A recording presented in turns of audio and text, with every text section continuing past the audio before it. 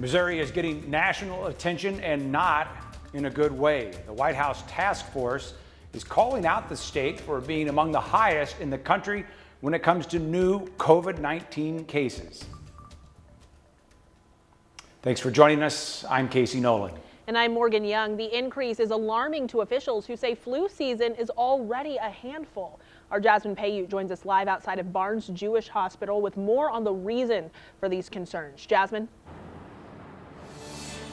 Morgan, one of the interesting things about the rise in cases is where it's happening. I was told today many of the cases are coming from outside of the metro region, but that does not mean it won't affect you or hospitals right here.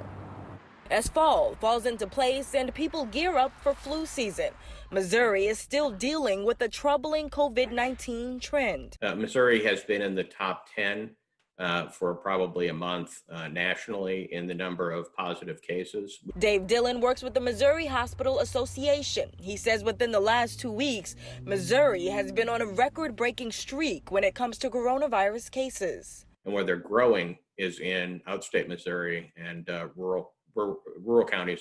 It's rural Shannon County in southern Missouri that has the highest rate in the state. He says it's partially due to varying restrictions, such as different mask mandates in each region.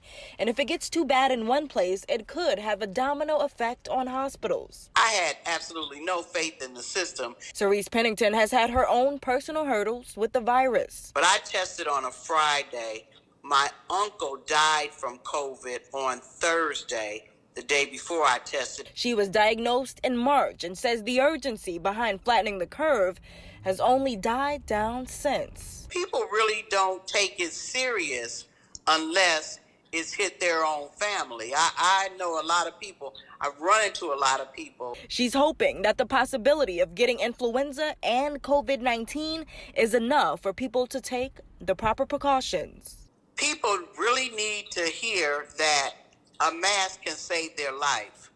And now, especially with the president having COVID, maybe some people will really believe it now.